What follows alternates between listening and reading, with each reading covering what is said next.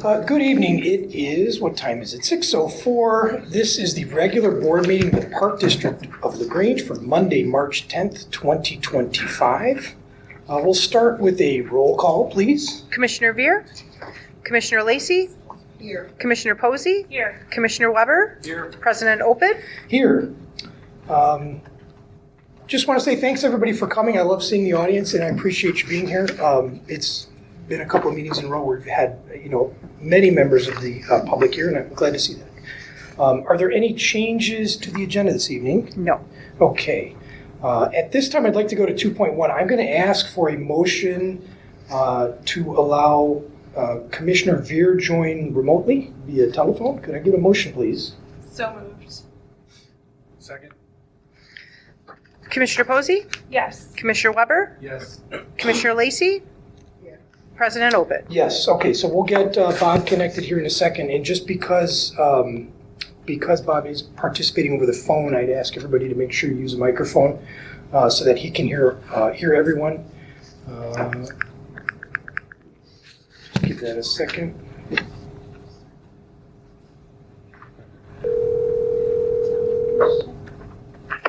Hello? Can you hear me? I can hear you great. Okay, you've been approved in, so we're going to move on with public comments. Say hi, everybody. All right, thanks for joining us, Bob. We'll now move to section 3.0. This is the opportunity for public comments this evening. Again, when we start, just to set some ground rules, it's been a great group, so I don't really need to do this, but I feel obligated because we do have it. So I'll give everybody a chance to speak. Please state your name and address when you start. You'll have 3 minutes. Remember that during this, it's really your opportunity to address the board. It's not necessarily a Q&A session, but we'd love to hear your feedback. And I would ask that you kindly address myself. And I would love to open the floor. And I will pass around a microphone just so we ensure that all the commissioners can hear the comments this evening. So with that, I think Larry will pass the mic. I'll ask for any comments. Is it working?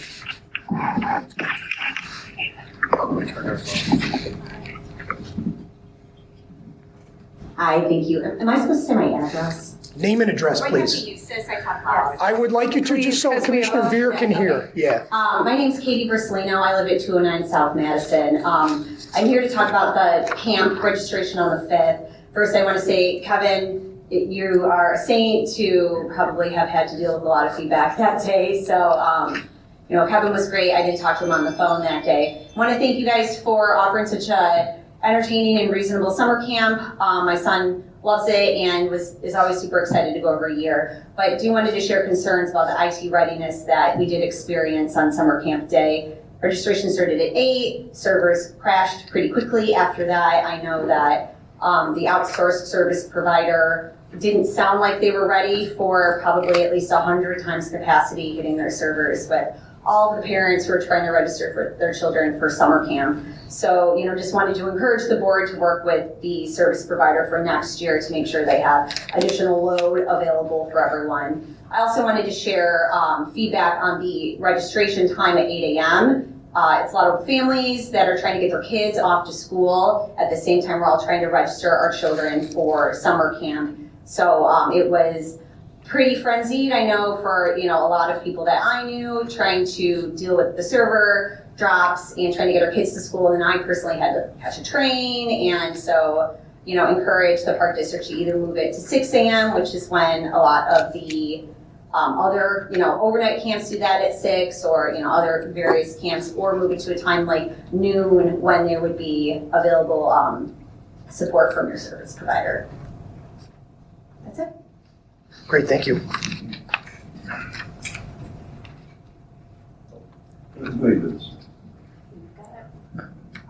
I'm calling seniority. My name is Bill Engels. I live at 621 South 10th.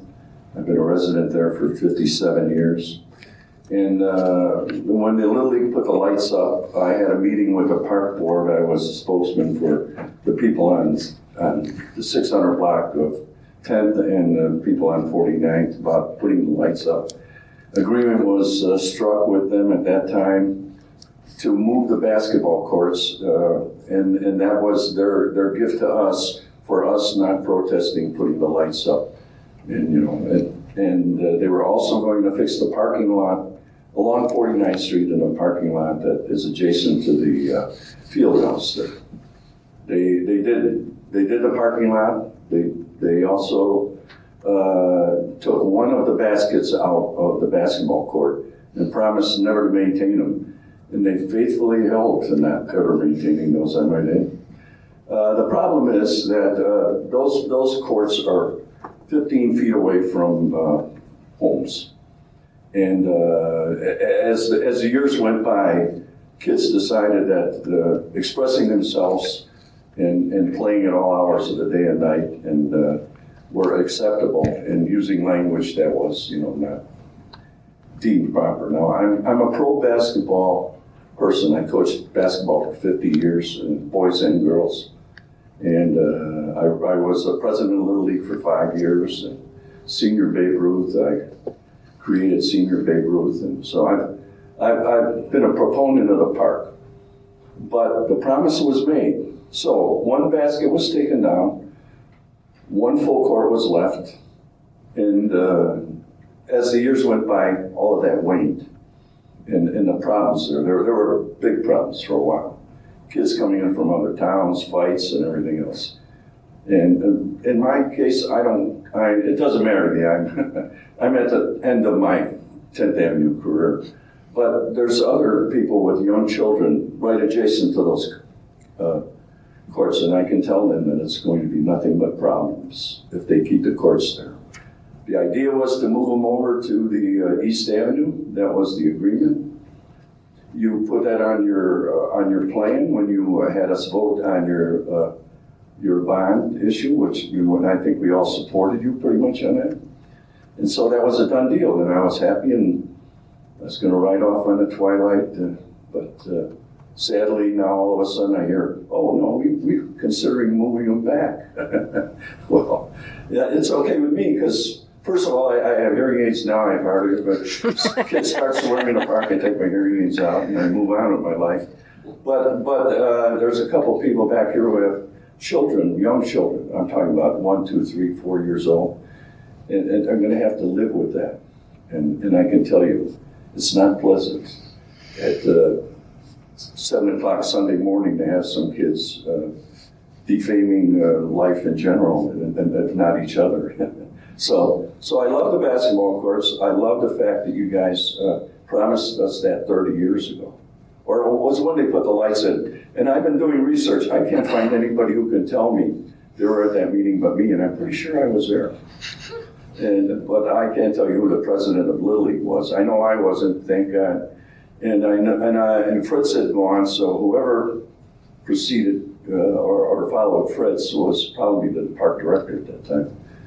But I don't have any, I can't show you a document that says it. All I can show you is the hand that was shaken, and the park board said, we're going to move that. And I said, thank you. The next day they took the rim down.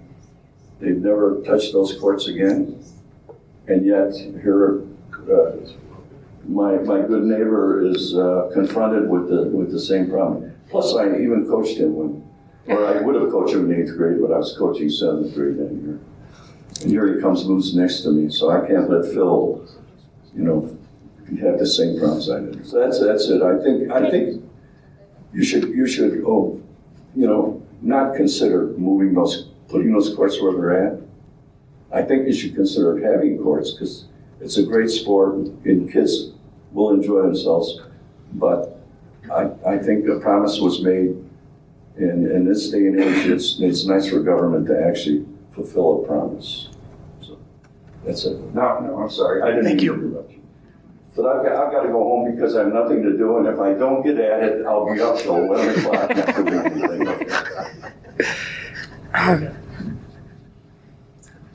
Joy McAdams, 300 South Catherine Avenue.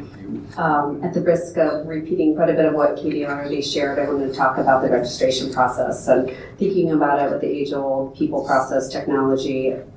Again, Kevin, you and your staff were fantastic that day, dealing with all of us parents who are trying to make sure that we have coverage for our children when we're working in the summer. So thank you for the human element of all of that to the whole staff there. From a process perspective, I echo 8 a.m. People who are signing their kids up for these camps are primarily working parents and trying to get our kids to school at the same time. One thing to add is this is similar to a number of the issues we've encountered with base registration. And again, at times similarly. So when we think about 8 a.m., not having tech support on staff when there is an online option makes it really difficult as a parent to ensure that we have coverage for our kiddos, and I know there are a number of parents who now don't. So I think from a timing perspective as well, having registration be the first week of March is difficult when we take a look at the other types of camps that are out there and childcare that's out there for kids. It's very much at the tail end.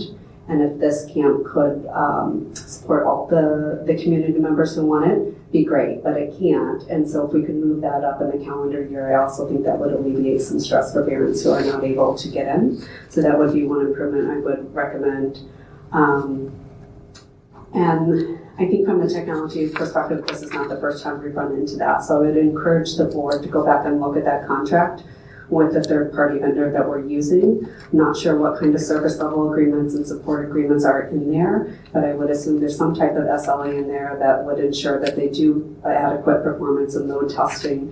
And in addition to functionality testing, there were a number of parents I've heard who have children with summer birthdays who were not able to get in for part of the summer because it only acknowledged half of that. So I think both from a function test perspective as well as that load and performance test, I would hope there is some guarantee on the other side of the third party, or if not, we could financially hold them accountable so we're not paying taxpayer dollars for services that are inadequate or not delivered altogether. So again, thank you to the staff, sincerely. Hopefully we don't have to have the staff do heroics in the future for base and for summer camp sign up. Thank you. Hello, I'm Jean O'Brien. I live at 701 11th Avenue, and I am here in support of the basketball multi-sport courts being located near where they are now, but in the 160 feet east location as proposed, I believe, by Commissioner Veer in an email he sent to neighbors over last week. The reason I am in favor of this is because the courts there are more easily accessible by the kind of person who is likely to use them, and the kind of person who we are likely to want to use them, which is children, tweens, teens who are going by bike or foot. It's a more easily accessible via a safer route to get to the courts near the parking lot and the activities building. Also, moving it a little east, it doesn't alleviate the noise travel, I don't think that much, but I do believe it creates just a little bit more of a buffer for the residents. I do appreciate residents of 10th Avenue being concerned that they're about the disruption of their peace and quiet. I would like to know if we can work with the police department to better police that area if there is disruption there. I don't know what the history is of that myself, but I believe it is a safer and more reasonable solution for the multi-purpose court. Thank you. Thank you. Hi, my name is Phil Moore. I live at 613 10th Avenue. So take a line from the right side of the basketball court, draw straight down, that's my house. So I'm currently 20 feet from the courts. Moving 150 feet is not going to do anything about the noise. It just won't. Also, the neighbors next to me, they couldn't be here today. Both of us have 2 girls, 4 and under. So I'm representing 617th as well, which they're directly below the B. I'm okay with noise, right? I moved next to a park. It's more so the aggressive nature of swearing, music, etc. It's hard to explain it to a kid when you're like, yeah, don't repeat that. That's not good. And they're going like, hey, what's this? And you're like, it's fine. From the accessibility standpoint and moving towards A, I hear, hey, it could be easier to get to B. Because it's 400 feet east, right? It's 600 feet, sorry, it's 2 football fields. Like, there's a walking path there. Like, we have accessibility to go through the park to get to it. I don't see an issue with the accessibility moving the park further away. I've had 3 different people come up to me over the years explaining what Grange had plans to do with the space, all promising to move the court. As of today, even last night, called the first really good weather night of the year, we had people on the court till 9:30. It's really annoying when you're trying to get a 2-year-old who's screaming daylight savings down to sleep. It really is. And like, I'm not gonna go out there and correct the kid because I was a teen here too. I grew up playing around the parks here. It's gonna happen. Putting it over on the other side, I also think will be beneficial to the park. Specifically for the multi-purpose area. I used to have to go to Memorial Park and right off Ogden, LaGrange Road, which is a way worse area than Sedgwick Park from a safety perspective. They have the police that sit directly at the base of that court. They've got 2 reserve spots. You still ran into trouble, right? People brought guns to that park. People brought knives to that park. It just happened. If you were to move it over towards parking lot 1 further east, you're going to benefit from the lights that are by the volleyball court because people are going to play late regardless. At least it's going to be lit up. You're going to be able to see it. There's a parking lot there too. You can do the same thing with the police monitoring. We're already dealing with the traffic increase from East Avenue being done, and now we're talking about, hey, we're going to actually increase a better basketball court right behind our houses. It's going to be a magnet for people that aren't from LaGrange to come in and continue to play. It's going to increase traffic at the park. So with the increased traffic, I suggest moving it further away from the houses. It will be far away from folks that are just south of the park as well, right? You got about another 100 yards from that area. And it'll be far enough away from the folks from 10th Ave that it'll be out of sight, out of mind. So, appreciate if we stuck with what we said we were going to do when we were voting, and actually hold through on some of the promises that Mr. Engels gave. Quite a few reminders there, and move it further away. Thank you. Thank you.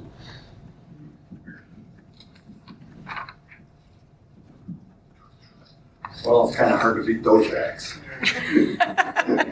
You can do it, John. You can do it. I have to agree with Mr. Engels because reading the newspaper 30 years ago, there was always trouble there. You know? And nobody wants to live next to trouble. They want to come out in their backyard and enjoy it. But I guess from my perspective, if you put it on the other side of the volleyball courts, it's probably the happy medium for everybody in the park. But what I really want to talk about is our plans for that park, because we see all the nice playground equipment and the pieces and parts that are plugged in, but we don't talk about the flood issues that are in that park. And the water that rolls off of that park into 49th Street and goes into that combination sewer. And I asked for the infrastructure sewers that are at the park now. I asked for a plan of that, and you didn't have them. And I went to the village and FOIA'd them as well, and they don't have plans for it. So we're in a real pickle here. We have no plans, and we're making plans, and we have to work. You and the village have to work together to solve this problem. It's not the park district's problem entirely, but you guys could help. And they could help you by getting money from the Metropolitan Sanitary District, because the district wants to give money out for pavers. And I know it's expensive, but it's the only right way. We gotta quit kicking the can down the street. That 48th Street parking lot by the playground equipment, that sewer in there runs to 10th Avenue. And there's a 27-inch sewer that goes all the way to 49th Street. That's the main sewer. All of our water on the south side of 47th Street goes down 49th Avenue for the combination sewers. So we're in a pickle here. That's why that parking lot dumps about 14,000 gallons of water for 1 inch of rain into that sewer that drains all the houses where Bill Engels lives and the other gentleman that was here.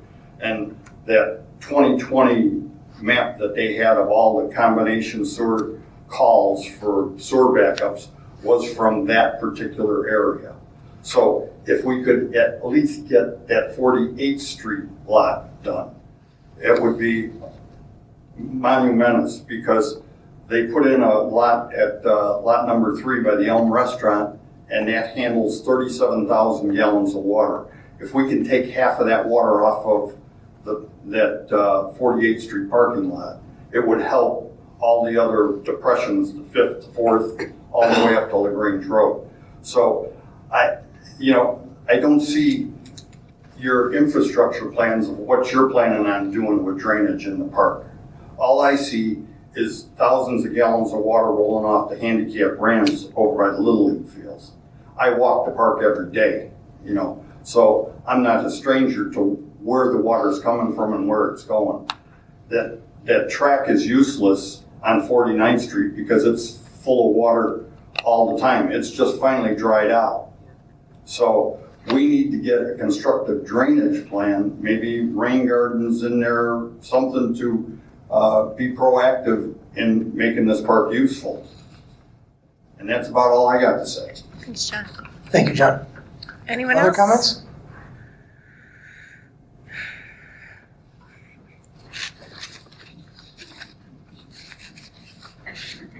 I'm Tish Bernhardt at 755 11th Avenue, and I too wanted to advocate circling back to the basketball court, to leaving it in its near present where it's located today, but understanding concerns by the families along 10th Avenue, that 600 block.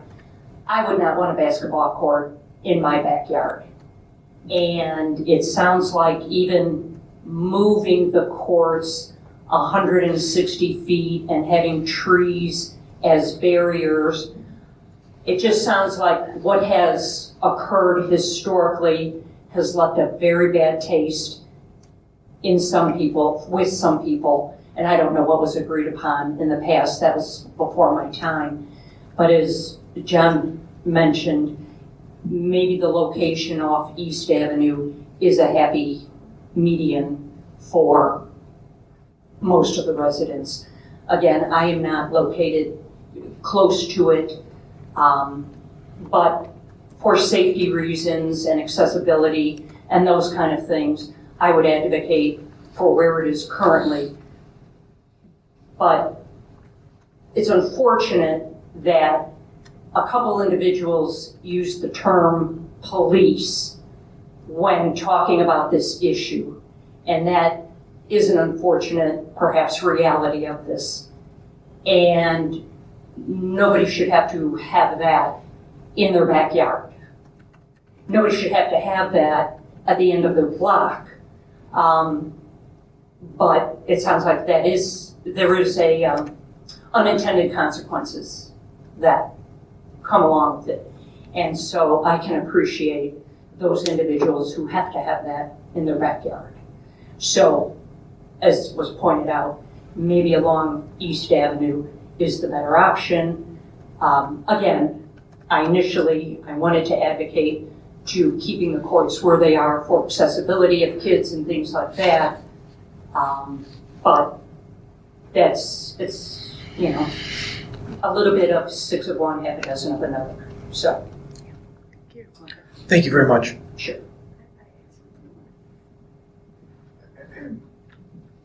I'm Marion Hanna Wilson. I live at 958th Avenue. Well, Rose Nassif isn't here, but I just want to second what John Pluto said, that I would like to see the Park District do whatever you can to, in terms of flood mitigation. I know pavers are expensive. Maybe that's not going to be practical, but certainly you can work with, putting in grasses and rain gardens, like you said, and other types of plant material that will mitigate some of that water running all over.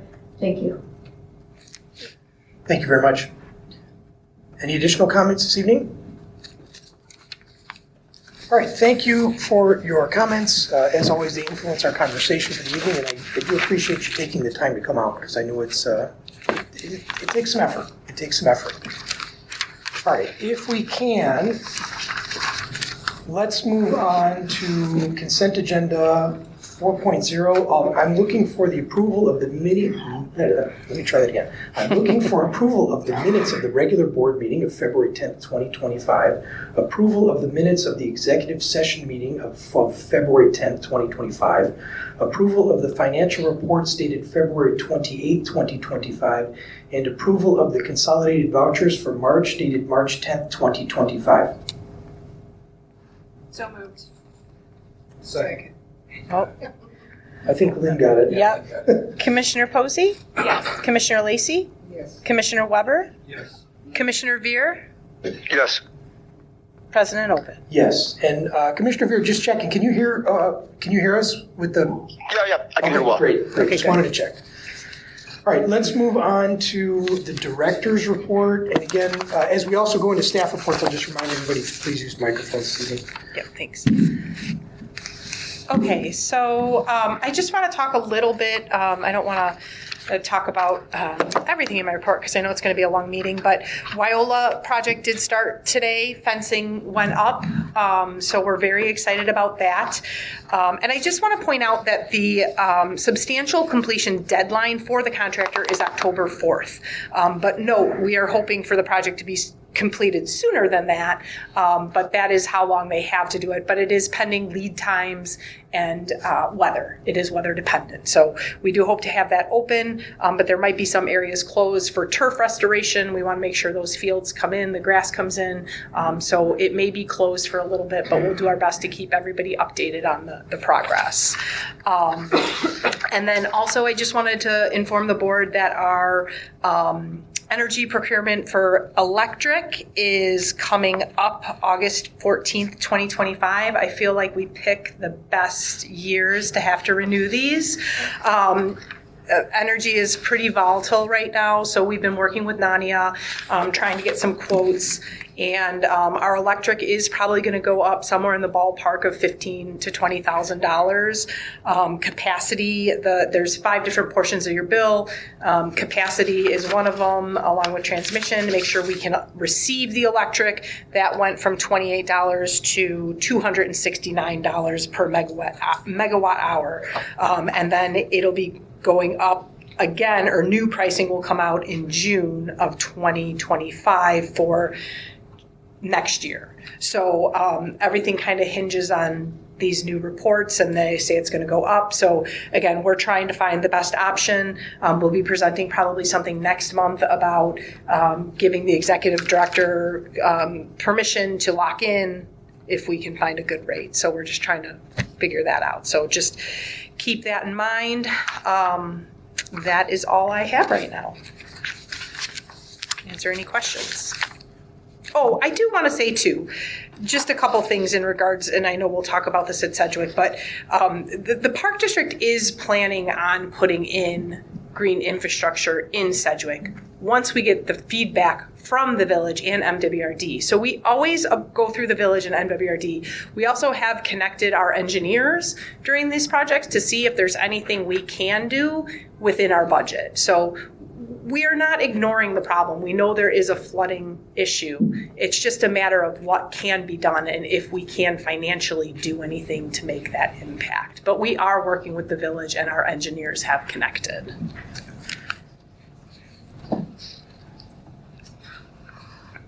If there are no questions, we'll go to Jamie for the Finance and Human Resources report. So I just wanted to make note of the first installment of the 2024 property tax bills were due March 1st, and the district did receive a pretty substantial chunk of money from those payments already, to the sum of $552,462.82.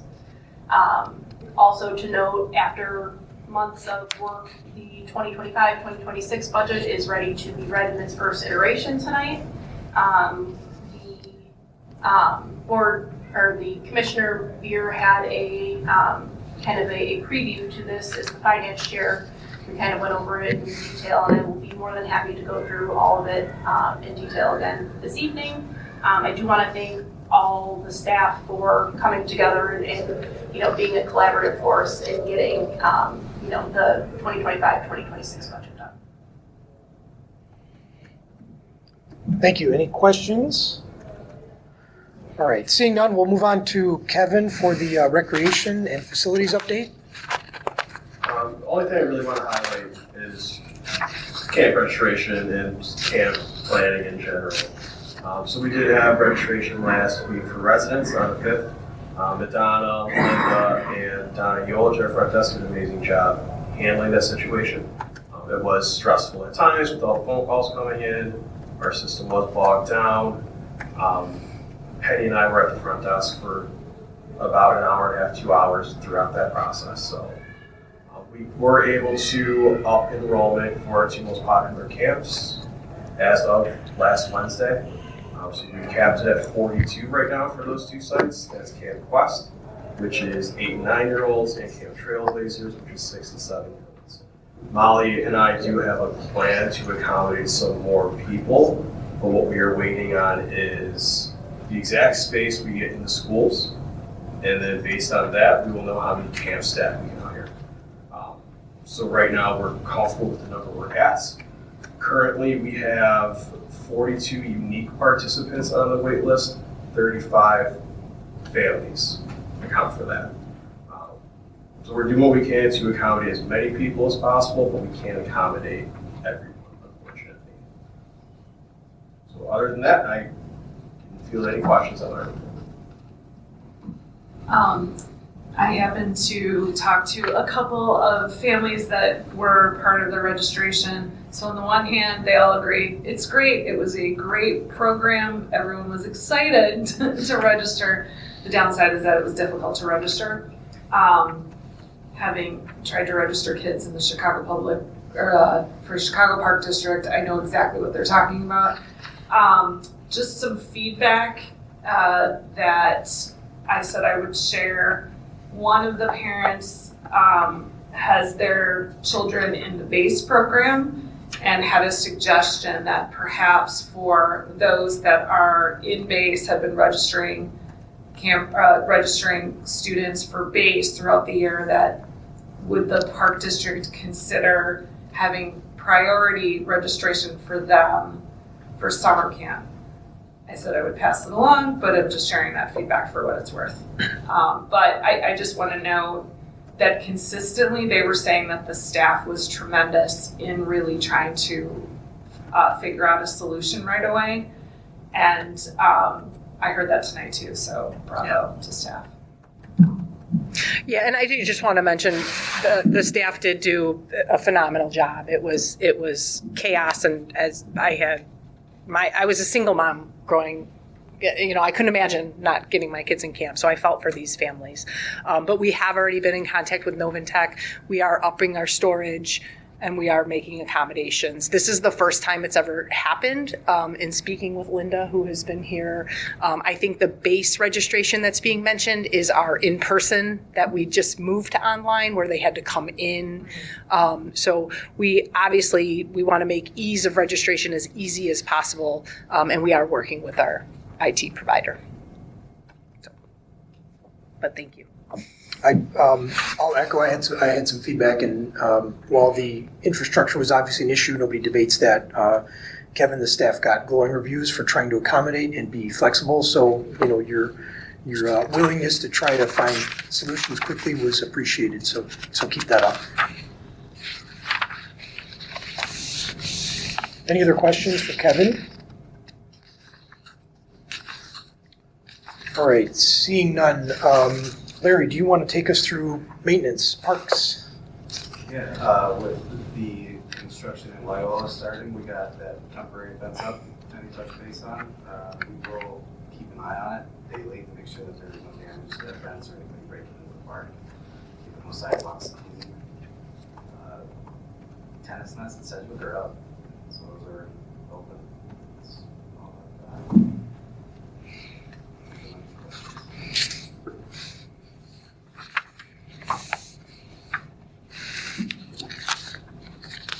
Great, thank you. Any other questions for Larry this evening? All right, why don't we move on to action items? Straight to board business. Yep, here we go, board business. Let's look at 7.1. We'll do the first reading of the general operation budget and capital budget for the fiscal year 2025, allowing the budget to be put on display for a minimum of 30 days.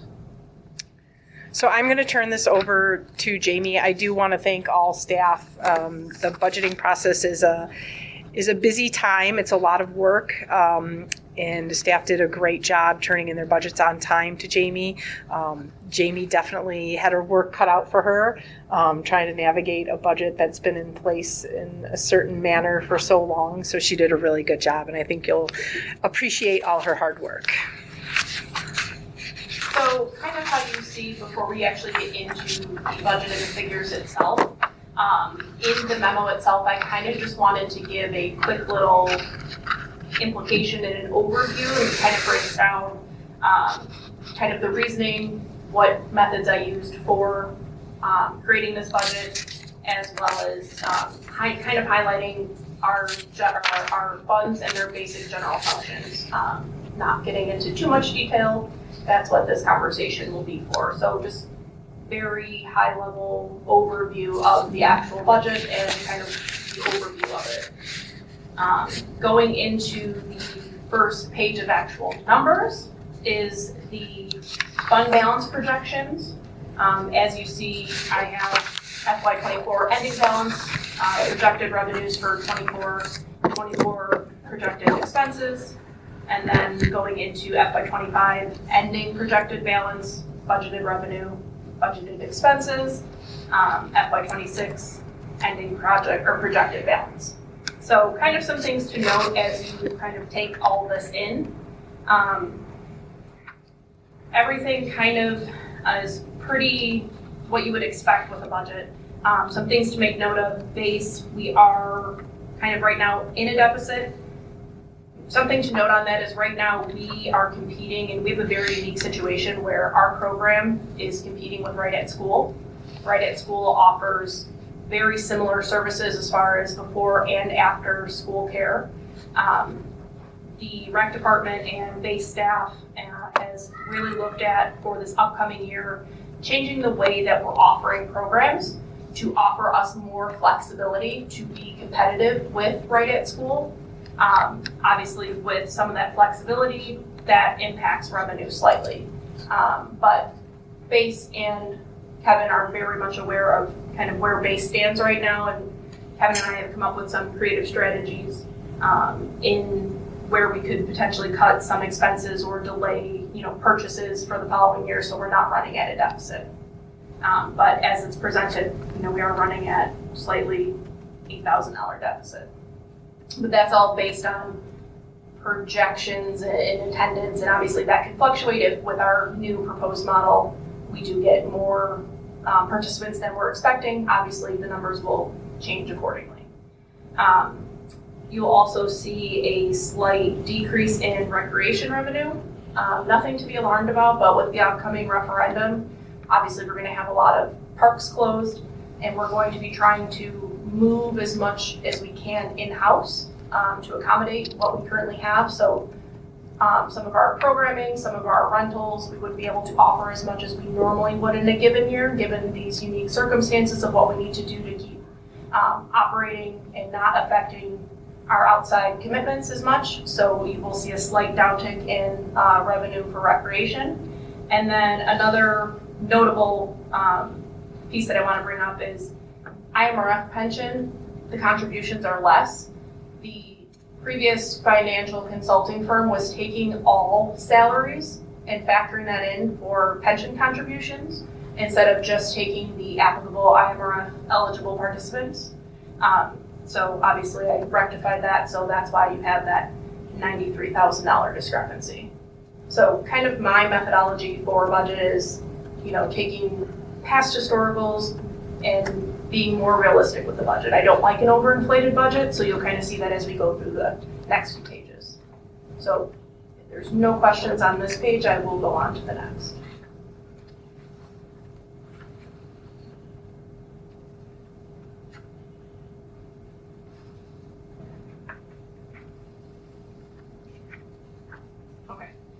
So the next page is the capital projects plan analysis.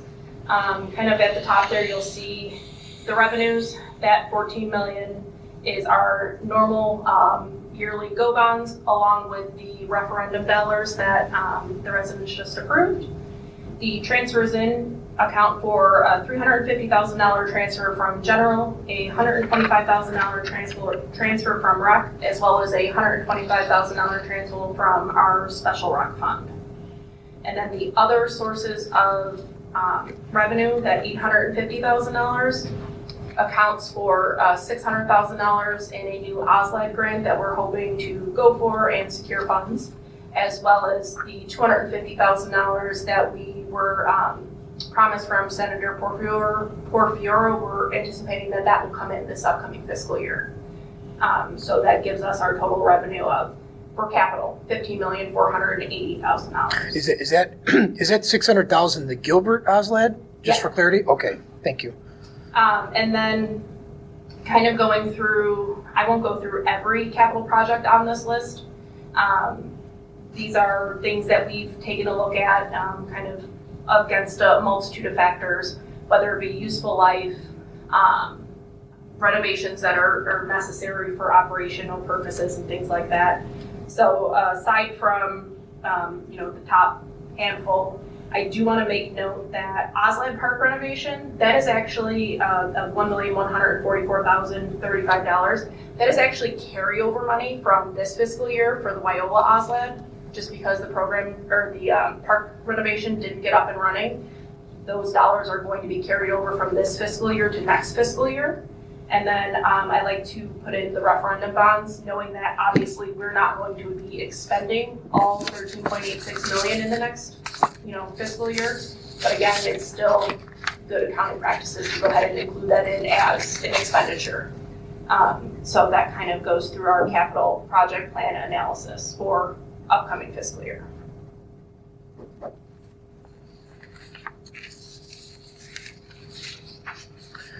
Only question I had on that list is, can you remind me, I noticed the splash pad improvements. What was that? I can't remember what the So the improvements that were splash there. pad is actually not going to be open to the public because obviously of the renovations that are going on, but it is in need of some equipment repairs.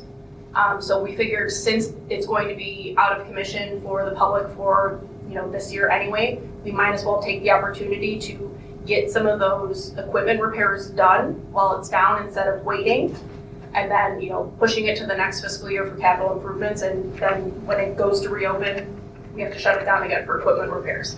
So just kind of looking at it from a strategic standpoint, it seems to make the most sense to kind of get that done while it's going to be closed anyway. This way, when it does reopen, it reopens with some better functioning equipment.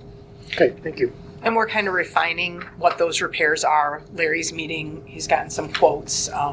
So there's some, like the motherboard and some different electronic components that might be needed too.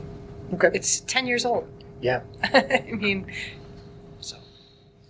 The next couple pages you'll see are just what we're proposing will be slated for capital projects in 27, 2028, and 2029.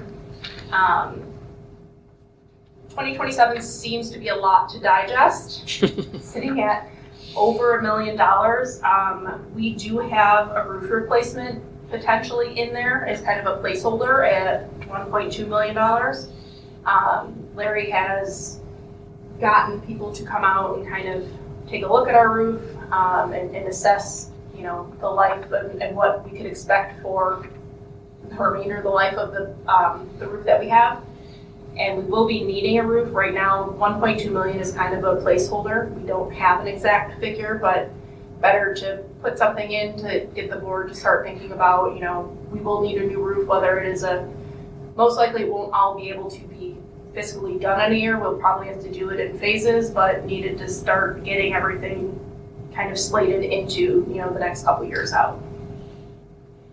But luckily, in the year after that, it goes down to something a little more digestible, and the same with 2029 as well.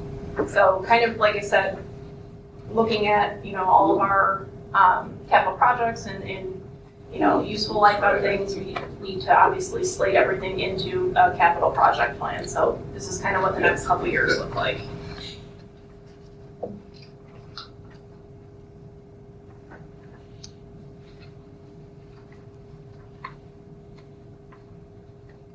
Moving right along into the next page, it is the proposed budget, which are all funds excluding capital project funds. So this kind of combines everything under the sun, aside from capital. So you'll see this is a combination, a summary, and then we will get into the more detailed budgets of fitness, base, rec, in the subsequent pages. So a couple things to note, and you'll hear me kind of repeated as we get into the detailed budgets of the other funds, is building rentals will be down, park usage will be down, revenue-wise I'm speaking, program revenue will be down, as well as recreation center revenue. Again, kind of sounding like a broken record, but with the referendum, we will need to make those concessions the next year to 2 years to accommodate the needs of bringing as much as we can in-house, so we're not losing out on any of our commitments or any of our programming. But with that in mind, we won't be able to offer anything more or anything proposed extra that we normally would on a given year. So obviously with bringing things in-house, there will be fewer dates for rentals to be open for parties and things like that, so we will see a decrease in operational revenue from there. But if you look over our history, historically we've gone up in revenue. This year and next year will be an anomaly just because of our situation with the referendum. Moving further down, I'm not going to go into every line item. If you have questions, please feel free to stop me and ask. But a couple things I want to note is bank merchant fees. It has gone up substantially, but in today's day and age, people are using credit cards to pay for everything. So obviously, the more money that goes through the credit card machines, the more fees that get passed on and are assessed to us. So we have seen an uptick in that over the years, and again, I anticipate it to only go up from there as well. A couple of things are actually going down, but again, that's because of not having contractual programs and contractual services. We don't have the space, the time to offer. Obviously, those expenses are going down. Professional fees, they were elevated last year because the district didn't have a finance director. So the consulting firm that was used for finance obviously was a hefty ticket to pay off. So obviously with bringing me on, those fees are no longer something that the district has to support. So those will be going down. I will note in here, Jenny had mentioned it in her director's report, I do have utilities for electric being higher, but please note that before we pass this at the next meeting, this number will probably go up again. We had just gotten the estimates from Nanya Friday. Yeah. So the right ones. It didn't make it into this iteration, so please note that utilities for electric across all departments that touch electric will be going up from these numbers. So it's a sticker shock to me as well. I wasn't expecting those prices to be up as much as they are, so they will be making an adjustment there. The rest on this page kind of ebb and flow with what normal business is. So there's really nothing of note on the remainder of this page. Going into page 2 of the summary of the all funds excluding capital, I just want to make note of pension program wages being down. The prior finance consultants, I have seen that they've inflated a lot of the numbers. I don't know if it was by mistake or just not having the knowledge or really going in depth in things. So I like to have things within a more realistic number. If you see what the actuals are for this year, we're not even going to come close to what was budgeted. So I like to bring things within a more aligned budget. Again, I don't like to propose a inflated budget or an imbalanced budget. Could I go back to one line? Yes. I noticed also that special events went down. I assume maybe that's related to closure of parks and things? Well, or it's for what? Country Jam. because Gordon Park is going to be under Closed. renovation, Okay. obviously we won't be able to offer it, so. Okay. Country Jam will be back though. Okay. But not next year. Great.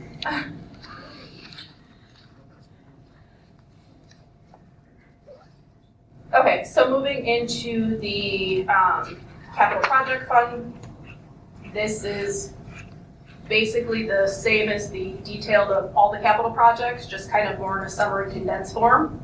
All the numbers correlate back to everything that was broken down for specifics. So if there's no questions here, I can move on.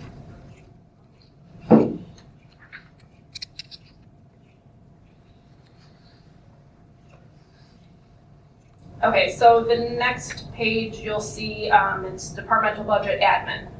So again, kind of sounding like a broken record with the revenues being down for building rentals and park usage. Same as my explanation before. Going into expenses, obviously the merchant fees, same explanation as before. But a couple things that I wanted to note are professional fees are going down. Again, that's because there is no need for an outside consultant firm at the higher rates that they were paying. Everything else is kind of along the same lines as doing business, you know, a little give here, a little take there. Postage and delivery is up slightly. We are looking, since bringing the program or the brochure design in-house, we're looking at doing a third postcard, so it's just one extra mailing. You know, with hitting all of the residents, it just makes sense. You know, we've saved on the program design for outsourcing that, so we're going to put a little more into postage to get a third postcard out to residents. And then everything else is pretty much the same. Obviously, salaries typically go up every year based on annual increases, so nothing is out of the ordinary there.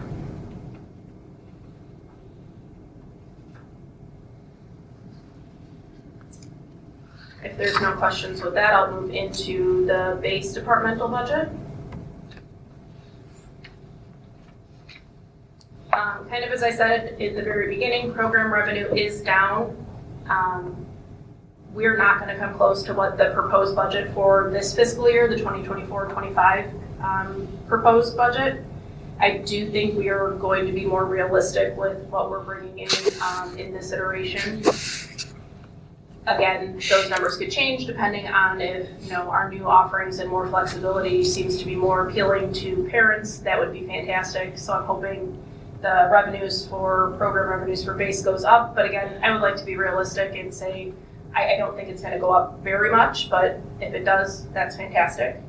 And then moving into expenses, everything is pretty, we've been very calculated and very meticulous about expenses, knowing that we're playing that very fine line between a deficit or break-even point or even turning a little revenue. So Kevin and Molly have been great in kind of talking through where we could maybe cut some things back so our expenses go down. You'll see in the first chunk up there, hardly anything has gone up. We've taken some expenses down. It may not be by thousands and tens and thousands of dollars, but it's still something, and it does impact the bottom line at the end of the day. In supplies and materials, you'll see office equipment slated at almost $12,000. We do have aging infrastructure such as computers. However, those are areas that Kevin and I have talked about being mindful of. Maybe we can postpone, getting new computers for the sites for another year, knowing that we're very close on that break-even point. So we've been very creative about finding ways to be as fiscally responsible, especially in the program area base, as possible. A couple other notes as you get further down into the wages. Administrative salaries, we're now only paying one full-time administrative salary, so that's why you see the decrease there. The custodians and facility supervisors, that's just kind of a name that I use across the board for any support staff. That actually relates directly to the support staff at the schools for the base program. So going off of the number of staff that we are able to utilize for meeting ratio and not kind of inflating it for padding, just so we're being as responsible as possible with those salaries. So we've kind of adjusted those budget figures to reflect that. And then again, pension has gone down because it correlates directly to administrative salary. We only have one full-time administrator of the program, so that pension has come down as well. So if there's no questions in base, I can move on.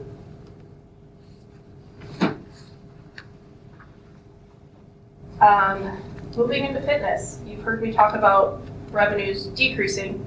Fitness revenue is increasing, which is fantastic. We have historically gone up every year with fitness programming revenue, so it's great to see that again. We're going to be seeing an over $100,000 increase in fitness program revenue.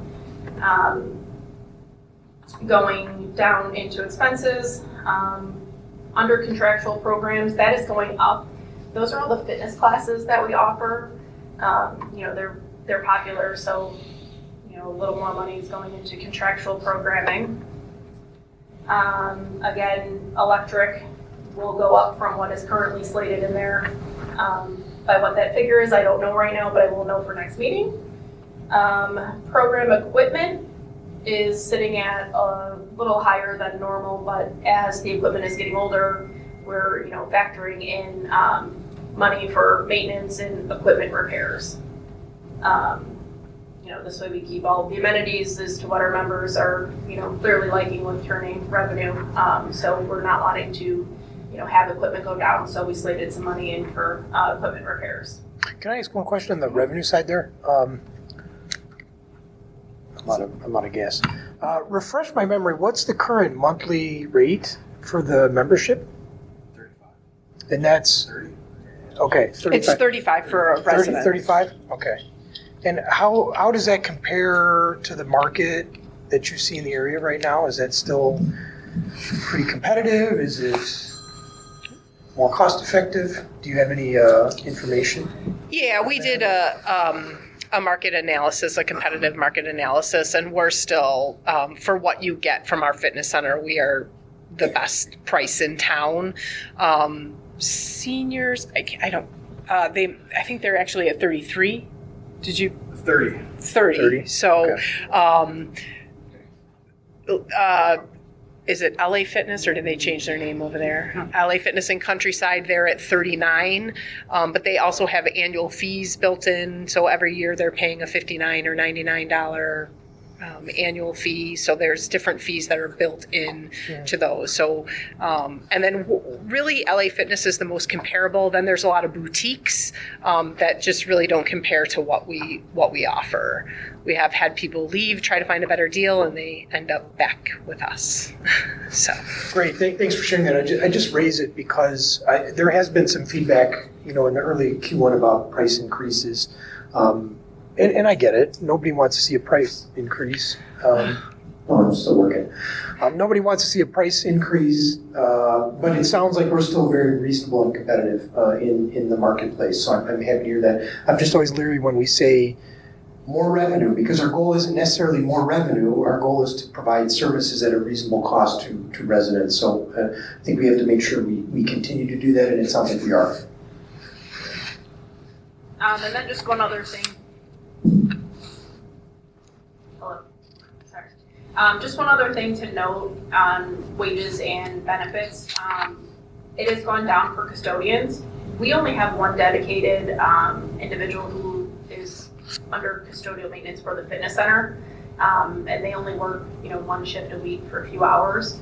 So just kind of bringing that in line. I don't believe that the previous finance consultants had that insight. So again, just kind of bringing things within a realistic figure.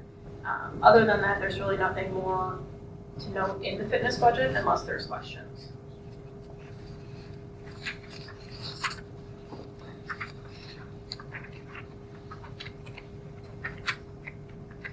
Okay, cruising right into the departmental budget for recreation. Again, down for program revenue and recreation center. No further explanation than what I've already provided.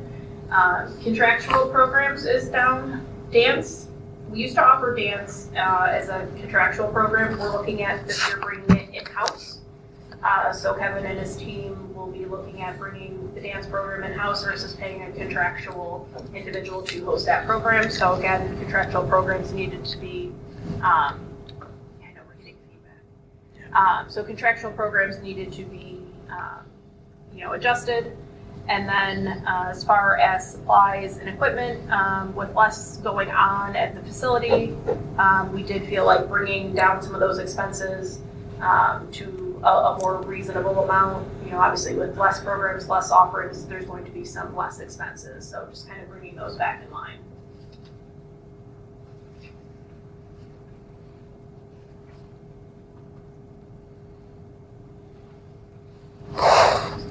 I swear we're almost done.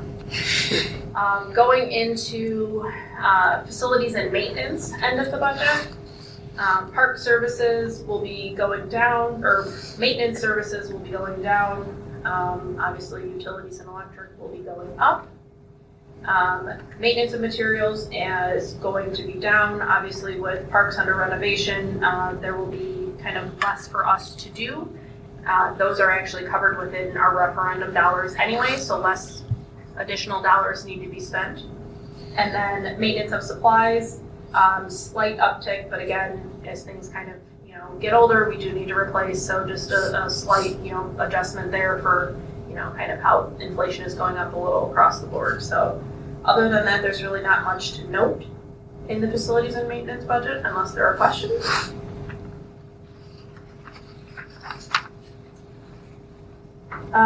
This page is kind of a revenue analysis by fund. So what you'll see here is I do like to give some history. So you can see where fiscal year 2022, 2023 actuals were, same with 2023, 2024 actuals, where our current fiscal year, 24-25 to date, well, as of February 28th, where those budget figures were, what the proposed or what the approved budget for FY 24-25 was, and then again, what I'm proposing for FY 25-26. And again, this is for revenue. So revenue going up, except for the base as well as recreation, but again, those kind of were explained out.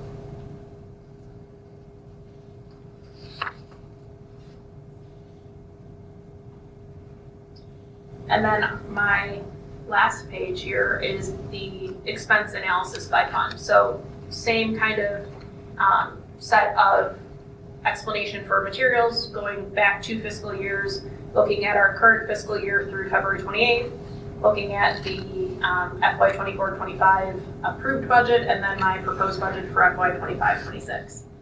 So expenses, kind of as you would anticipate, some general, in the general fund it's gone up, debt service has gone down slightly, and you can kind of see like where the ebbs and flows with expenses. Obviously I had highlighted that revenue for base and rec is down, but also it is in line that expenses are also down in those two as well. So nothing is really kind of out of balance or unexpected here.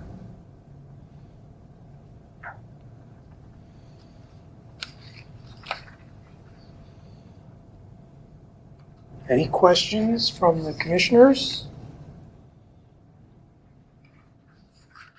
Brian? Yeah, go ahead, Bob. Yeah, I would just like to comment on Jamie's presentation here. I really appreciate all the work she's done and how she approaches the budget in a much more realistic attitude as, was done before. I think it creates more reality for the commissioners and for all the public as well. Great, thanks, Bob. I'm just going to repeat that because not everybody may have heard it. So he just said he appreciated the work you did and the fact that you kind of re-baselined it, and it creates a reality for everyone here as we're looking at the numbers, and thank you for that hard work. Thanks, Bob.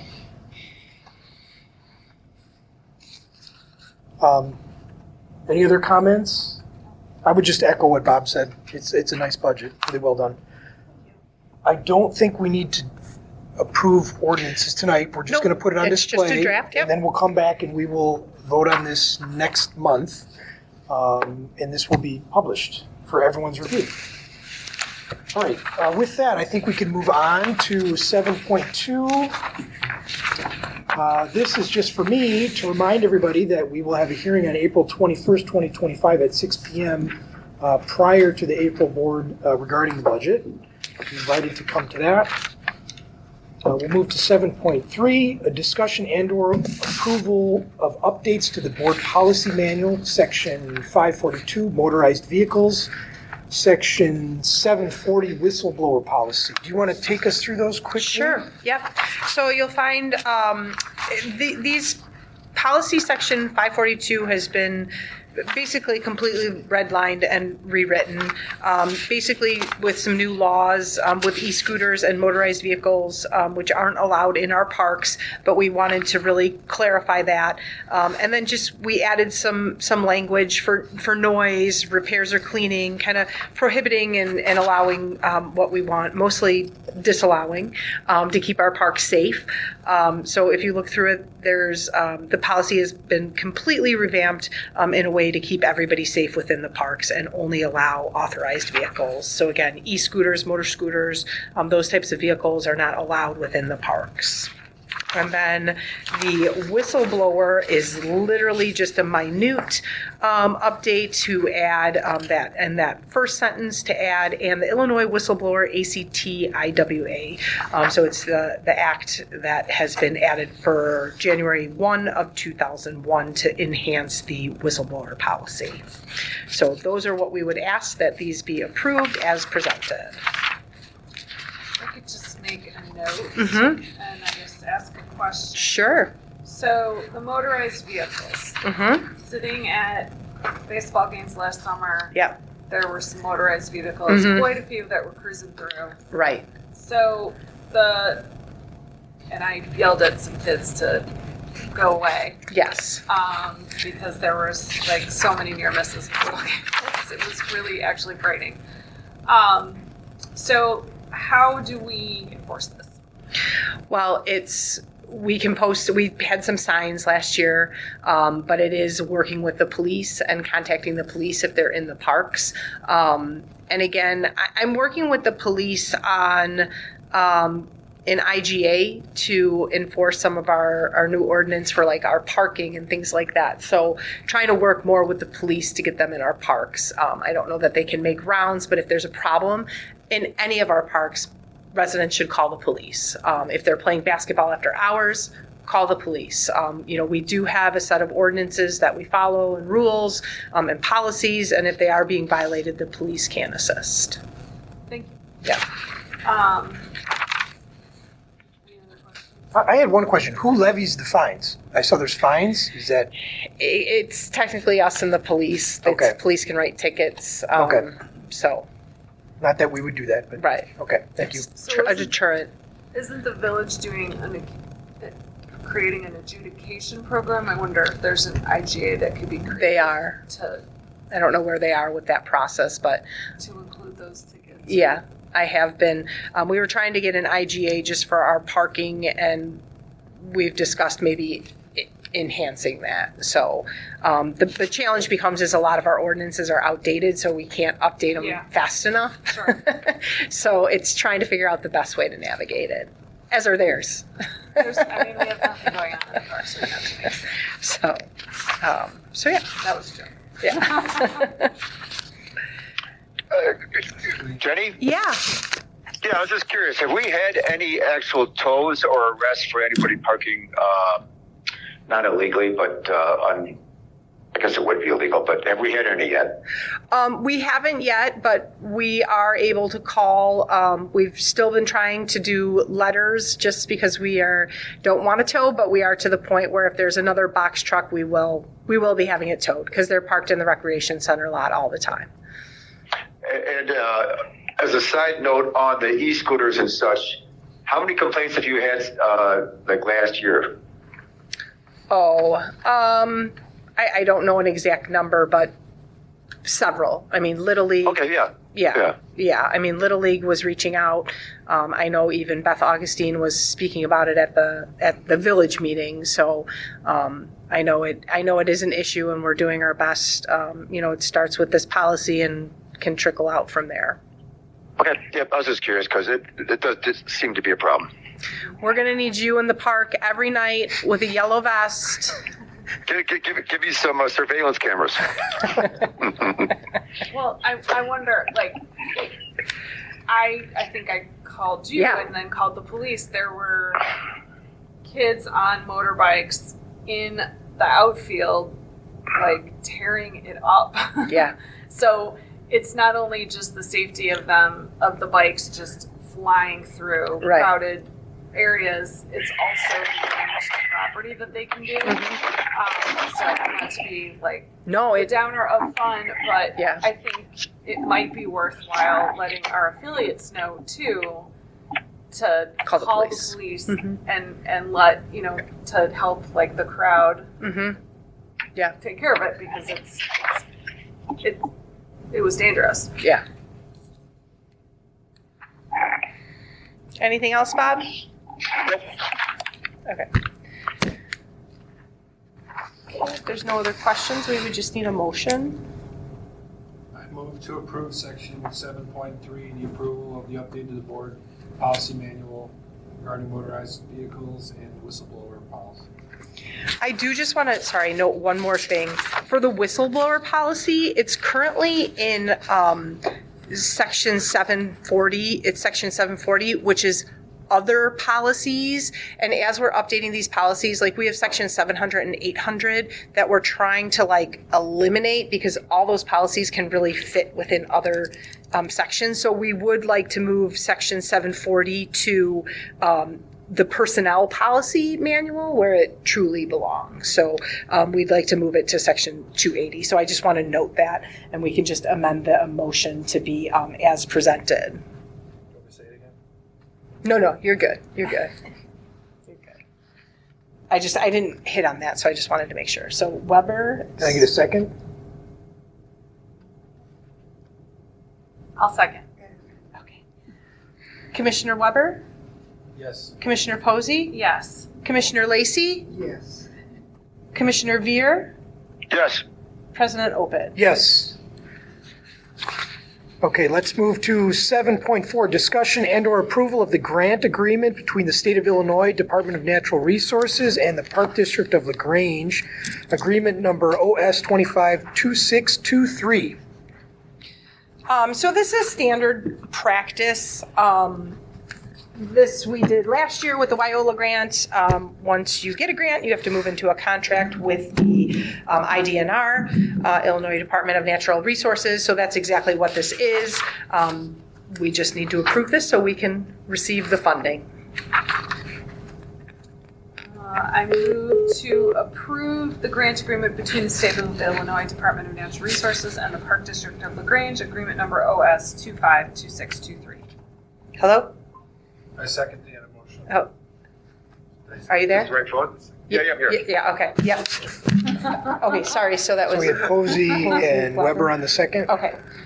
Commissioner Posey? Yes. Commissioner Weber? Yes. Commissioner Lacey? Yes. Commissioner Veer? Yes. And President Opay? Yes. Okay, 7.5, discussion and/or approval of resolution R2501, a resolution declaring surplus property. Okay, so this one starts on page 152. And we had a power washer for our vehicles that we use every day, several times a day. We clean the vehicles off when they come back to keep them in tip-top shape. It broke, and so I had reached out to all the commissioners to get approval to surplus that item so we can move forward with purchasing a new one, because it was a piece of equipment that we needed. So we're going to have to ratify that portion of this, but then we also added a few other things while we were doing this. So we'd like to surplus that power washer. We have some line trimmers that we don't need anymore, and then the Easy Go golf cart is out of commission and not working, so we can sell that on Gov Deals. So we will sell all this stuff on Gov Deals. Well, except the broken washer, which we did trade in.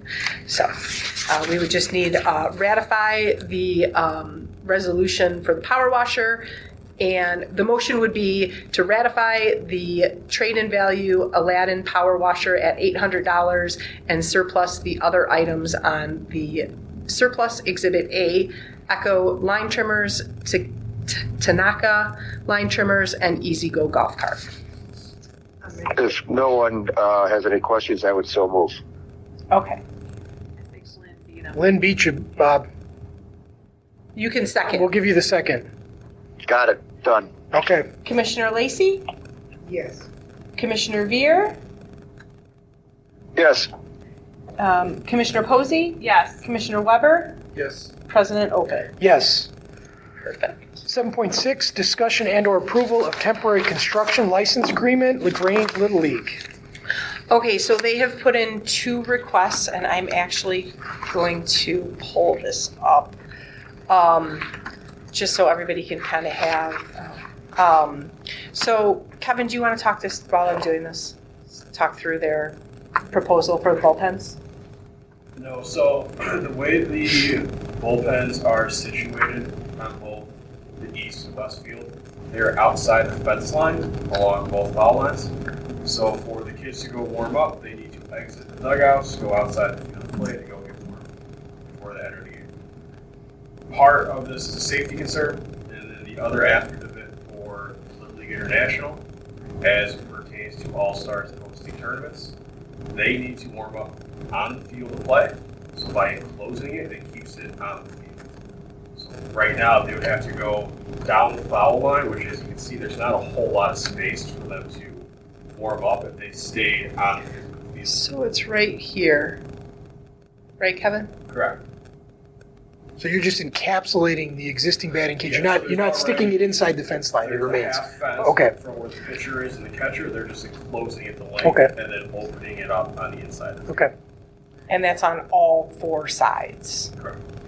And by doing that, Little League could potentially host tournaments, which they can't right now. They would be in better compliance with it. They've hosted tournaments, but it's a challenge for the kids to go warm up down that as you go further up the line towards the foul balls. You get less and less space to get loose. Got it. And that becomes a safety issue because now you have a third kid out there protecting them. If they don't pay attention either, you got issues. So that is one of the projects, and then the other project, so that project is $15,560, and then there's a second project, which is just their spring field maintenance. So 10 tons of infield mix, grading the fields, different enhancements that way, and that one's $11,400. So we would recommend that the board approve this temporary license for them to move forward with these 2 projects. I move to approve. I move to approve the temporary construction license for Grange Little League. And that's second motion. Okay.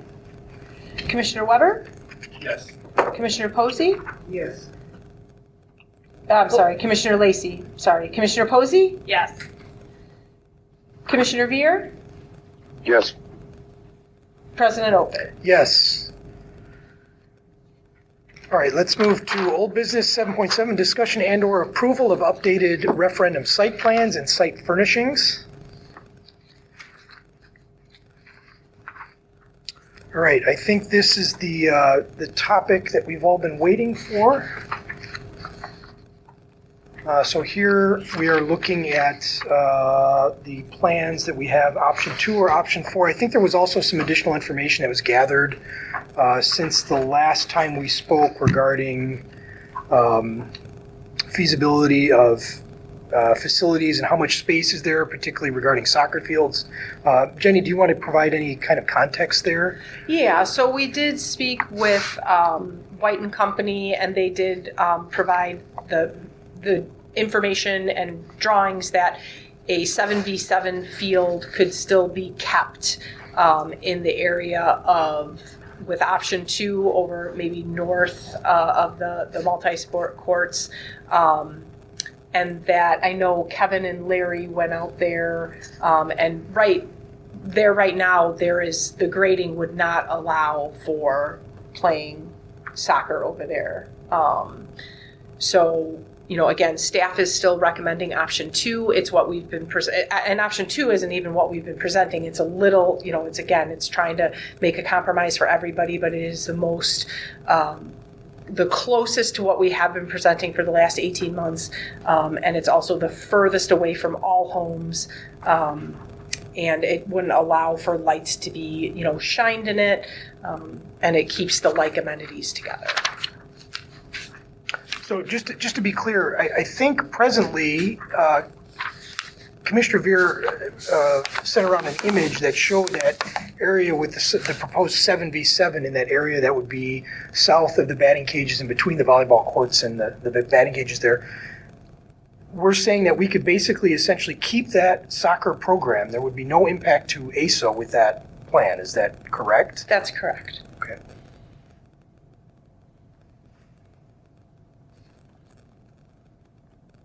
So you could keep the present program in a small field, but you could not have a large field, correct? I believe that. And the claim is that it can't be a large field because of the current grading, but grading could be adjusted over time. Yes, I mean, it could be adjusted, but it could be other areas over by the current basketball courts could be graded as well. It's my understanding that the highest demanding fields right now are 7v7s. 7v7 and 99. Yeah, so that could be a 99, or that could be a 99 field along East Avenue. They currently have it as a 5v5. Correct, and they only use half the size of it because of the huge bump in the middle of the field. Correct. So I've spoken to a couple of the, I have kids that play soccer, and I know some of the coaches well, and they like the idea of that, having another 99 field. It's a big premium, but I know a lot of the current clubs locally have problem finding fields.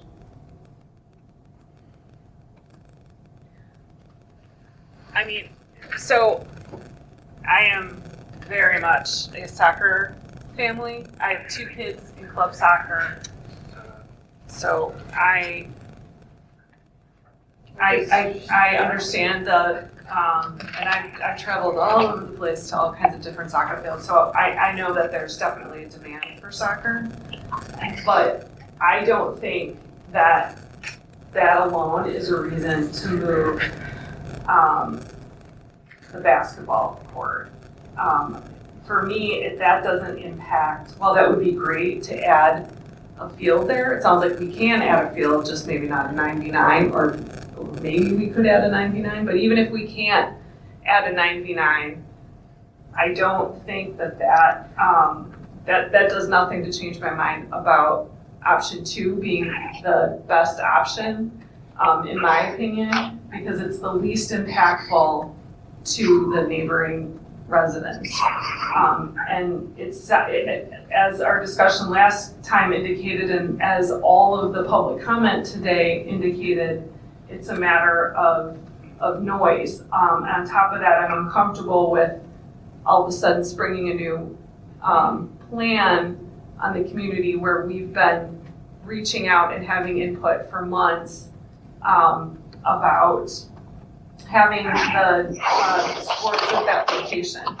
On top of that, I wasn't aware that apparently there was some discussion with the residents on 10th Avenue where the basketball courts currently are, that at least some point in the past they were told that the courts would move, and I haven't heard anyone to contradict that.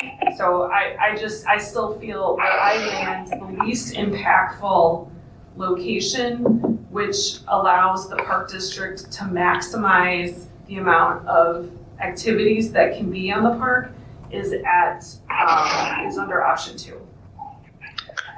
Yeah, and I do just want to also add that with the potential of relocating the dog park to Sedgwick, that opens up another 9v9 at Gordon. because that won't be going. That's a 7v7. That's a 7v7, but we are adding a 9v9 to Denning. And then after completion of Gilbert, with removing that T-ball field, Mhm. we can now put a 9v9 there. Yeah. Currently they're doing, AOSO calls it a 7v7, Celtics for their travel purposes say it's a 6v6 because of the way that is pitched and graded. So we are adding more 9v9s in this plan altogether. So even without that additional field, you're saying we're net additional soccer fields? Correct. Okay. Sizes. Sizes, okay. So, can I go a different direction? How many complaints have we had of a basketball field in 2024 or 2023? Basketball court, I mean, not field. I don't know. What is the question? I was asking how many complaints have we had on the basketball players playing at the basketball court at Sedgwick in 2024 or 2023? I don't know that we've received any complaints, but as the resident stated this evening, he, hasn't made any complaints. So, I would also argue, Bob, those current uprights are in such disrepair, like it's not a great park to play at. So I'm not sure that, I understand where you're going with the questioning, but I would challenge it to say who's going to play in a crooked rim. Okay, so here's where I'm going with this. It's most of the complaints I've heard is of night playing, adult level players playing aggressively probably. And this court that you're proposing, a multi-sport court, is supposed to be catering to a younger individual, more, high school and under, I'm assuming, for these courts. And they should not be lit at night, and they should, if properly placed, they would not be lit at night, so they couldn't play at night. So I'm a little confused on if we haven't had complaints, if we only had complaints at night, and if we move it further away from the residents when it's that close, and I agree with that, it was probably too close before. I think we could accommodate a lot of people and have better use for our limited space at Sedgwick for using soccer or lacrosse or, flag football along with the other court being in the middle there, which would be more accessible to the activity building and to the other activities in the central area of the field. And I think that was commented on before on where we wanted to place the multi-sport court so that parents could have their kids play within there while they're watching other sports or doing other sports. And the last comment I would make is I just don't think it's a good idea to congest that area along East Avenue where it's the only truck route I know of around any of our parks. I'm sorry, could you repeat that last sentence, Bob? I missed that. East Avenue, I think, is the only truck route we have adjacent to one of our parks. And I don't think it's a good idea to over-congest that area.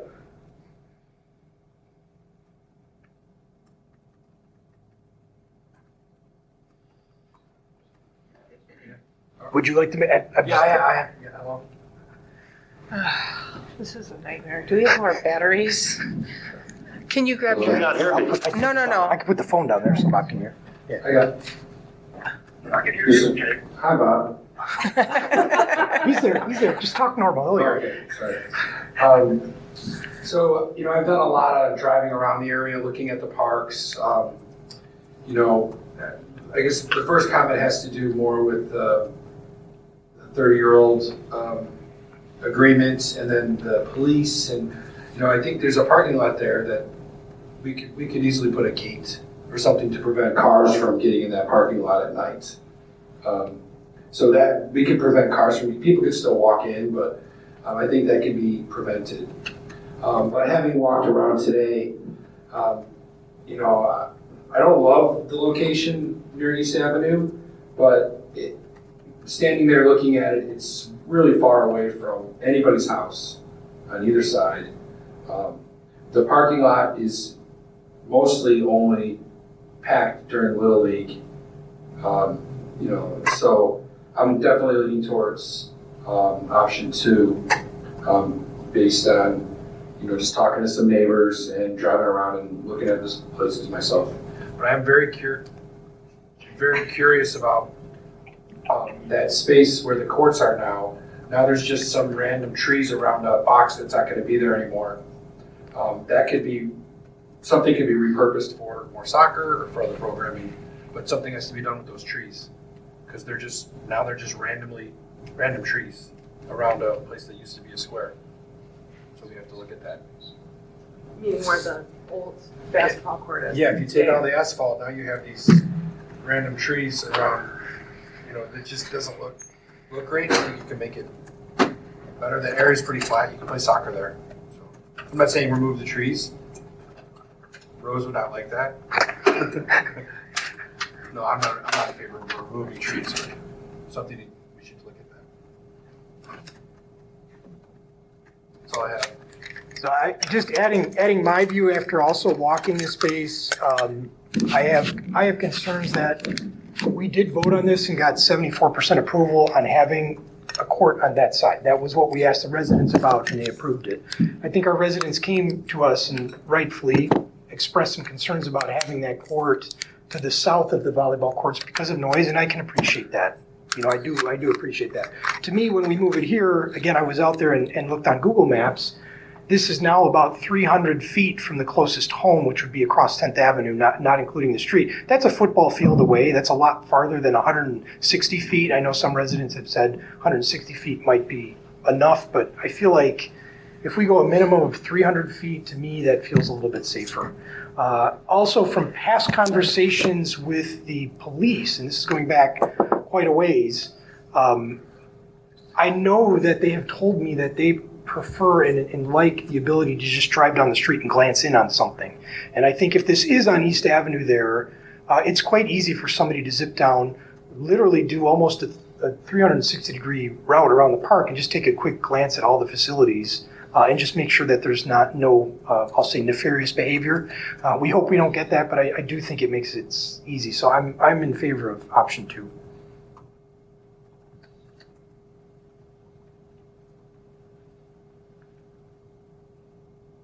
Lynn, do you have anything you want to share, or should I ask for some sort of motion? No, I have heard both, conversation, and each one of them are valid. Bob, I have heard the conversation, and I can understand the residents, and I can understand the betterment for the community. But what the people want, that's what we should vote for. So I'm just ready to take that vote whenever it works out.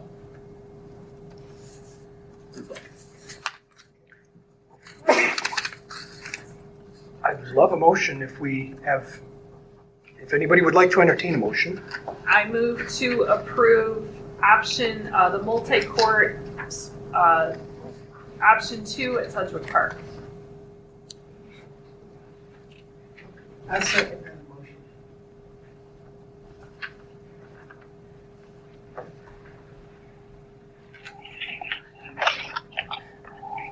Commissioner Posey? Yes. Commissioner Lacey? Yes. Commissioner Weber? Yes. Commissioner Veer? No. And President Open. Yes. All right, the motion passes. Let's move on. Okay, well, we still have a few things to talk about with the site plans. Sorry. So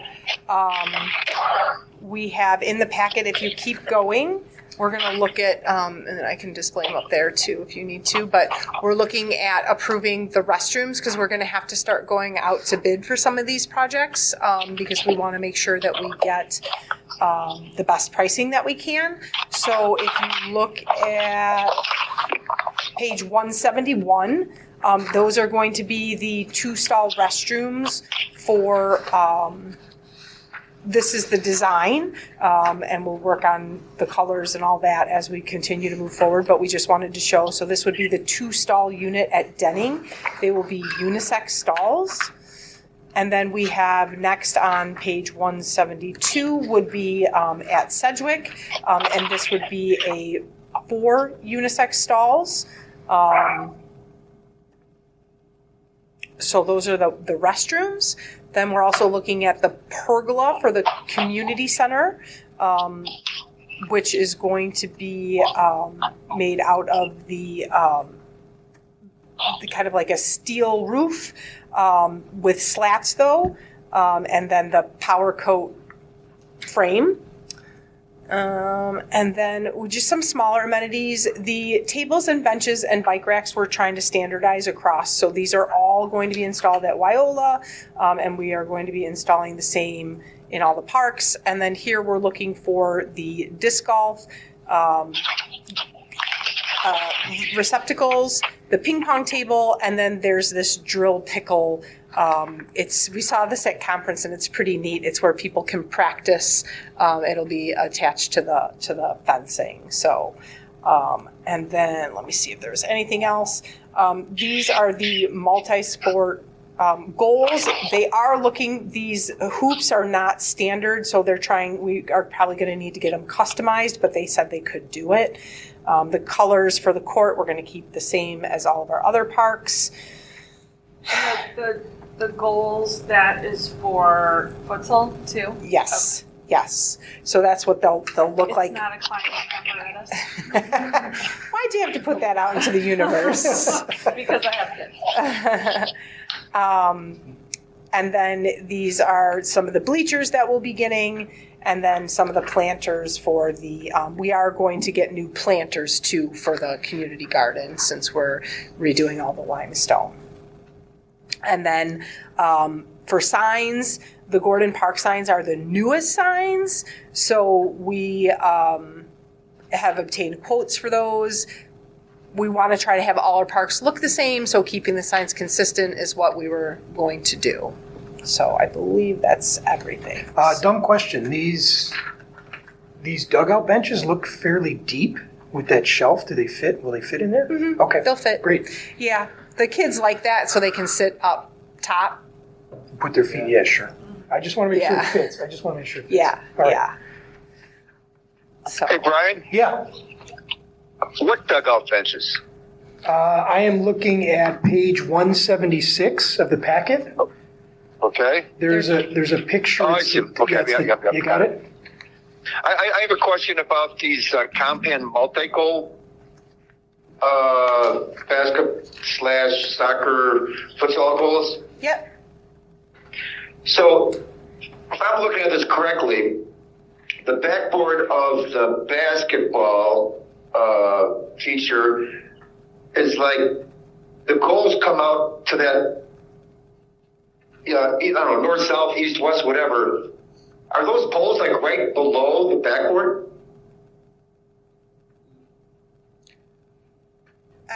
I'm not sure what your question is. Which poles?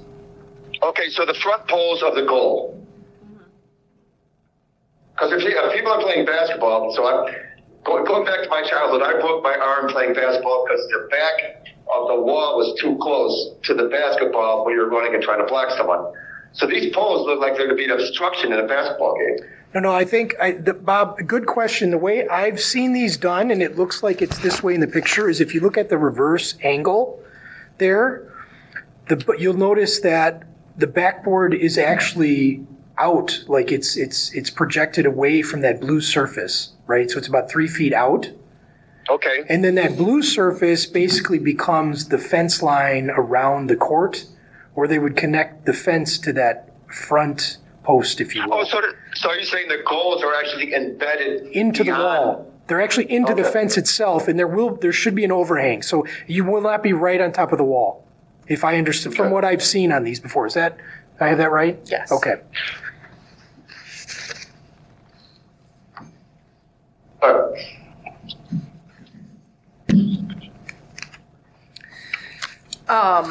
So if the board is good, we'll make a motion to approve the community center pergola. I don't know if I mentioned it, the shelters that are in there, if you flip back one more page, those are the same shelter we're getting next to the pergola. Those are the same shelters that we're getting at Lyola. Again, we want to keep everything consistent.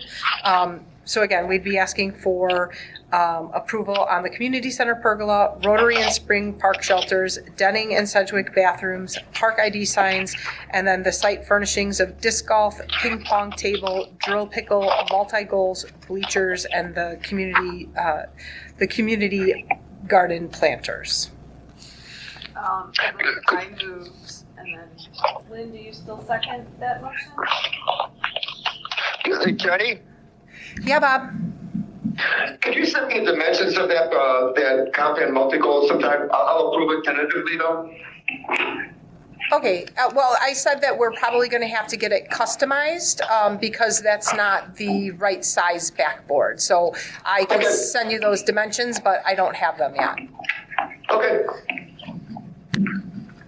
So is it Posey and Lacey? Okay, so that's for all other. Commissioner Posey? Yes. Commissioner Lacey? Yes. Commissioner Weber? I want to see these goals too, so I don't know, I guess I can. I mean, we could prove it tentatively depending on the dimensions, correct? I have pictures off the website. Yeah, but we're getting a different. Because you don't have Why the don't you dimensions finish for the us, vote, correct? because I'm going to say yes, you're going to Okay, have it, and then we okay. can do it. So I can say, you're abstaining? I'm abstaining. It's Okay. Commissioner Veer? Depending on the dimensions, I will approve. Okay, President, so you're saying yes? Or are I'm you saying yes, abstaining? but I want to see the dimensions of that goal first. Upon everything else, I approve. And depending on the dimensions of that compound multi-goal, I would approve that, depending on how it's set up. Okay, President Opid? Yes. Okay, motion passed. All right. Does that close everything you need on site plans? Okay. Yes. Let's see, let's move to 7.8, discussion and/or approval of playground designs for Gilbert Rotary Park and Spring Park. Okay, so we had a playground meeting to invite residents in to vote. Unfortunately, the turnout was low. We only had a few people come through, and one of the individuals only wanted to vote on Gilbert because that was the park that most affected them. So for Gilbert Park, there were 2 votes for the Little Tykes and 1 vote for Burke. For Rotary Center, there was 2 votes for the Burke Playground, and for Spring Park, there was 2 votes for Burke. And the colors for Gilbert was 1 vote for blue-green, 2 votes for green-brown. Rotary was 2 votes for blue-green, and Spring Park was 2 votes for blue-green. So we did go through and kind of take an inventory of what we currently have, so you can look at that.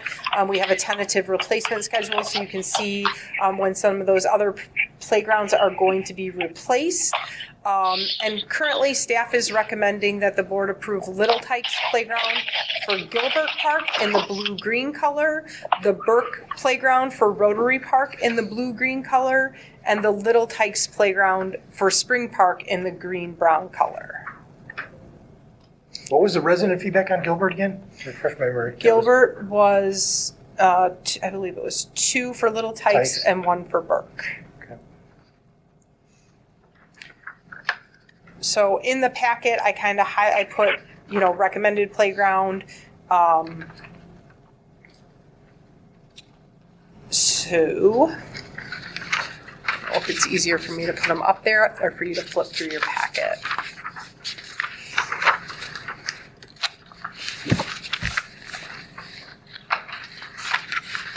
That's fine, okay. So this would be the one for Spring up here, or for Gilbert, if we want to just go through them one at a time. So this would be the Gilbert in the blue-green. The brown-green is right here down below, lower. Larry, can you hit the light maybe? Sorry, just the one all the way to the left.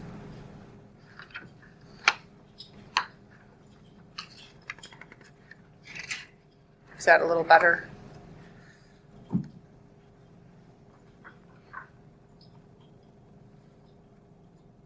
So we are recommending it in the green-blue color. The Burke option was here. And then that's the other girl word, and then this was the Compman. What do they call that one again? Basketball courts, yeah. Have you seen them in basketball courts? And then Rotary, the Burke is what we were recommending. We like the accessibility. This is a very pocket park, so we wanted to make sure we kind of keep it smaller. And then for Spring, we're recommending the Little Tykes, but in the green to keep it kind of blending in with the community.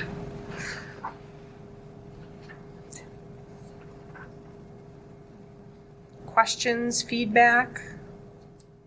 I'm okay with the recommendations myself. I don't Yeah, me too. see any need to change. Same. Same? Okay. Any other major feedback? It sounds like we're okay with the recommendations. All right, so it sounds like the recommended colors from the staff have a consensus here. So I would ask for an approval to approve the 3 designs recommended by staff for Gilbert Park, Rotary Park, and Spring Park. So moved. Second? Okay, Commissioner Posey? Yes. Commissioner Weber? Yes. Commissioner Lacey? Yes. Commissioner Veer? Yes. President Opit? Yes, okay. 7.9, discussion and/or approval of bid for HVAC upgrades and ratify HVAC unit purchase through Sourcewell in the amount of $236,784. Okay, so we had the bid opening on March 6th at 1 p.m.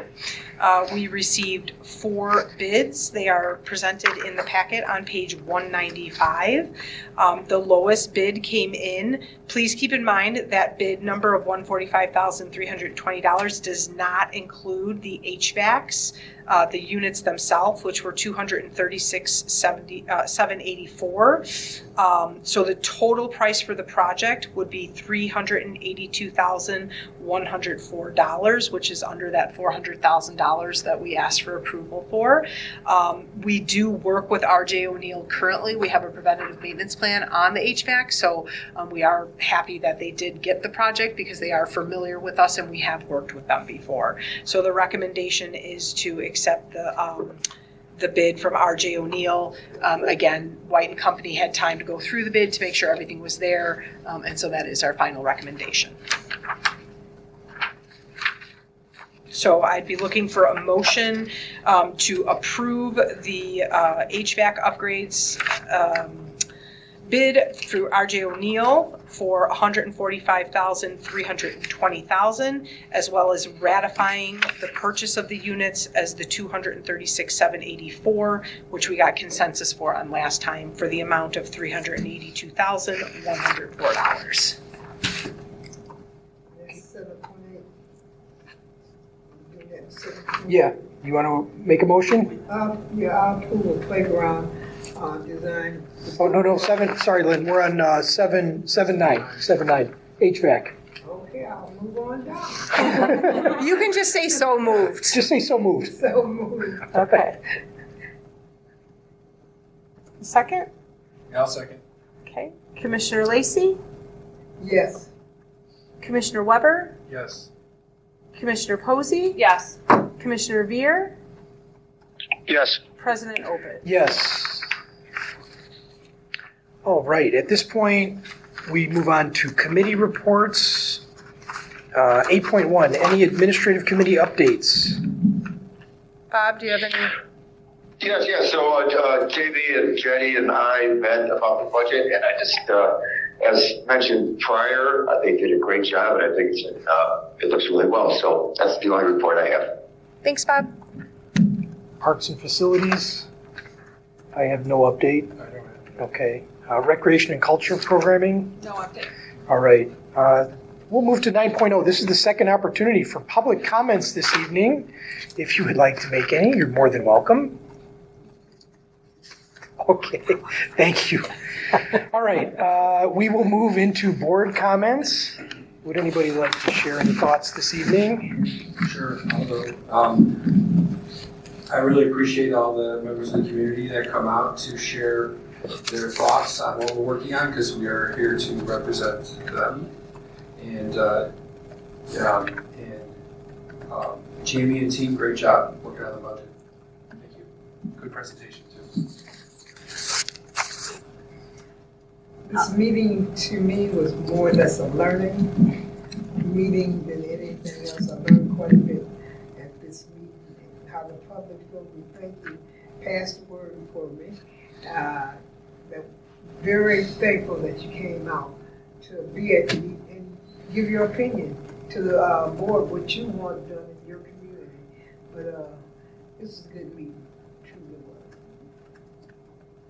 I just want to once again thank the staff for being so prepared and to highlight and give more kudos to Kevin and his team for embracing the chaos and making what could be a really difficult situation for a parent. It sounds like a good experience despite technology frustration. So I think that is a really big deal. Because it can be very frustrating trying to get your kid into camp in February when you're not thinking about summertime. So, Commissioner Veer, any comments that you wanted to share tonight? I just want to thank everybody there. I heard you all, and I didn't see you all, but I thank you for being there and for the staff and board extra input and putting a good effort forward for our fields and our budget. And also, years ahead, we're going to have a lot more productivity coming in from our grant. Thanks. Just a few things I want to share. I'm also, we have to learn from adversity, and I think that camp registration thing was unfortunate, but it happens. We've all had those experiences. And I think the residents came and shared a lot of great ideas, so I think now it's just the staff's, responsibility to look through that and figure out how to make it better. And I know you will, I have no doubt. So I'm glad we got the feedback. It helps us to grow. I wanted to address some of the concerns too. There were some statements again this evening about flood mitigation and what we can do. I do think there's a lot we can and will do.